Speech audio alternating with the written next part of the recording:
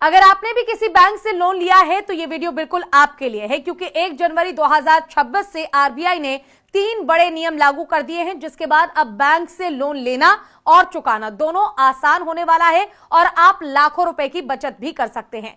सबसे पहला रूल, अब लोन क्लोज करवाने के लिए आपको 1 भी रुपए एक्स्ट्रा देने की जरूरत बिल्कुल भी नहीं पड़ेगी। जी हां, अगर आप किसी भी बैंक में होम, कार, एजुकेशन या पर्सनल लोन आपका चल रहा है जो फ्लोटिंग रेट ऑफ इंटरेस्ट पर है और आप उस लोन को परमानेंट बंद करवाना चाहते हैं या फिर फोरक्लोजर करवाने की सोच रहे हैं, यानी लोन का पूरा अमाउंट एक बार में देकर लोन खत्म करवाने की सोच रहे हैं, तो उस पर आपको अब 1 भी रुपए एक्स्ट्रा देने की जरूरत नहीं पड़ेगी। पहले ऐसा नहीं था। पहले लोन फाइनल करवाने के लिए आपको 2 से 3% एक्स्ट्रा चार्जेस देने पड़ते थे। अगर आपने 1 करोड़ का लोन लिया है तो 3 लाख रुपए आपको एक्स्ट्रा देने पड़ते थे, लेकिन अब ऐसा नहीं होगा। दूसरा रूल, अब आप सबके क्रेडिट स्कोर 15 दिन की जगह हर 7 दिन में अपडेट होंगे। इसका फायदा यह होगा, अगर आप अपने लोन की ईएमआई को टाइम से भरते हैं तो आपका क्रेडिट स्कोर उतनी ही तेजी से बढ़ेगा।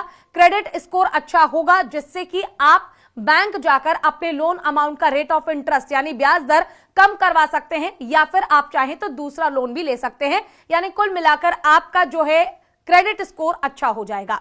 तीसरा रूल, आरबीआई ने अब बैंक स्प्रेड के 3 साल के लॉकिंग पीरियड को खत्म कर दिया है। पहले क्या होता था, जब भी आप बैंक से लोन लेते थे तो पहले 3 साल तक आपको जो रेट ऑफ इंटरेस्ट होता था वो लॉक रहता था, यानी एक फिक्स अमाउंट आपको 3 साल तक ब्याज के रूप में देना ही पड़ता था, फिर चाहे आपका सिविल स्कोर कितना ही अच्छा क्यों ना हो। लेकिन अब ये लॉकिंग पीरियड हटाने के बाद अगर आप नया लोन लेते हैं और तुरंत ही आरबीआई अपने रेपो रेट को कम भी करता है, तो आप बैंक में जाकर अपने रेट ऑफ इंटरेस्ट यानी ब्याज को कम करवा सकते हैं।